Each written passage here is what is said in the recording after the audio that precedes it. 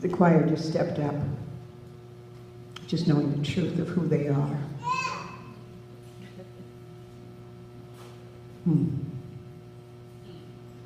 And to hear Sabora sing her, "How great thou art." How great thou art. There's no need of us wondering that that presence is great, because we're here. There's no need wondering that all of our needs are met, because we're here. We only need to believe it to have it appear in our experience called life. It only takes that belief that makes the mountains seem as though that you're able to climb them. It only takes that awareness that that which you've been longing for is already yours. We've been going through some times right now. We're going through some times. We have some experiences in our lives that seemingly have no answers for us. But there's always answers. How great thou art. Knowing the truth about us, it holds that high watch until we're able to catch up to the idea it has about us. Until we're able to take that broad step to realize that we too are already all right. Last week I took you down a journey that I had. And at one point on that journey, I had to make a choice. And we all are always a choice. But I had to make a choice because I couldn't understand exactly what was taking place within me. And we didn't talk about that last week. And the choice that I had to make was this experience that I was having.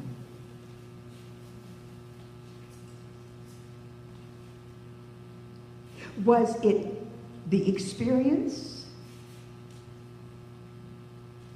Was the first cause the reason for the experience? Or was there an effect that was causing the experience?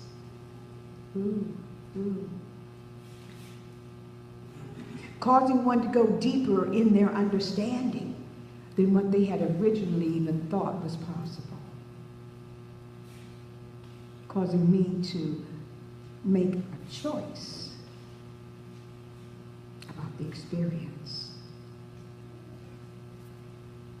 And it was revealed to me that the choice I was having was a result of not this incarnation, but the lifetimes prior to this incarnation. So that led us into another direction, this direction that says, is there something that's called the afterlife? Is there something that's called the reincarnation? Is there something that happened before this something happened? And with all of the indications and all the things that I've heard, and then I also then learned that 2/3 of the population of the world believes there is an afterlife, and there is something called reincarnation, and there is something that's happened before this something. I chose to believe that that experience I had was because of that which I was bringing forward from some other part, and some part of my life that was still unfinished. And so this one part of my life came about from my experience for me to give recognition to it. So if there was something that caused me to feel less than in some other part of a life, that this experience I was having in this life was for me to learn from that prior experience. so that I could continue on my journey of being whole. And that was for me. Now, each one of us has our own truth, our own belief, our own reason of knowing and understanding. But that one was for me. But it led me even more on a journey of trying to understand even more greatly about my now present moment. Because if I am carrying from past life into this life, whatever I learned from past life, then the heat is off. Because it keeps saying, until my whole Christ consciousness comes into form, I'm going to keep doing it again. That doesn't mean I can be slovenly or slothfully about this life. It means that I am to go forward in faith and knowing that it's already all right. And all I need to do is to apply the lessons I'm learning from the past lives and make this the best life ever. I'm still in the now. I'm still in the now. I'm still able to understand, maybe a little more expansively, what is taking place.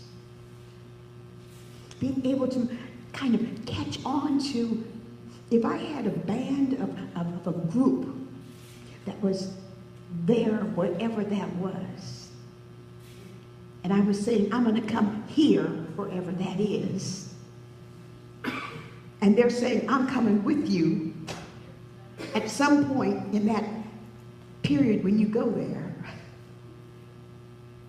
because we're going to do mighty things together.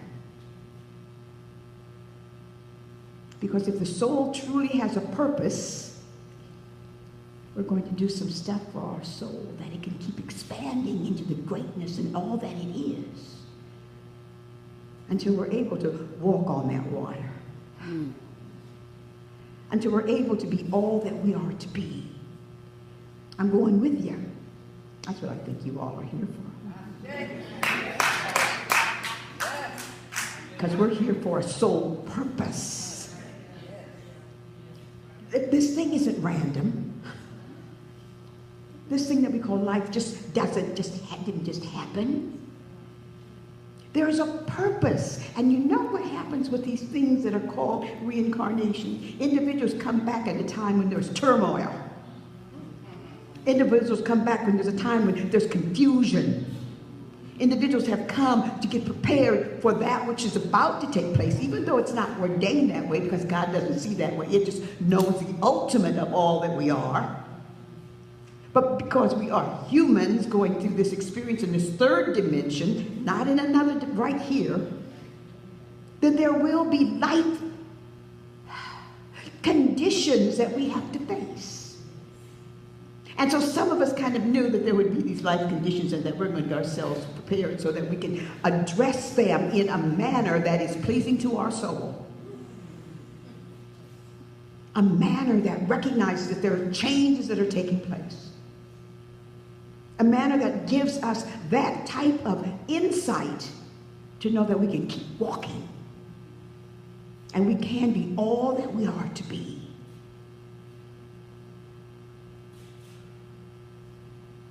We're in turmoil, tumultuous times now. We're in times when all of the nation, I'm speaking of that which I know, our nation is in turmoil. But isn't it strange that all who are on or in this nation want the same thing? We all want the same thing. I'm referring to what happened last week. I'm referring to what the whole world, our nation, was saying last week. That we want change. That we want change. listen to each other, we realize we are all wanting something different.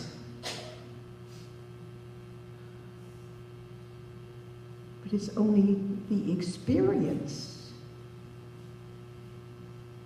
It's the collective idea of the difference or the change is based on each one's perception of what that change should look like. That's the only thing that's different.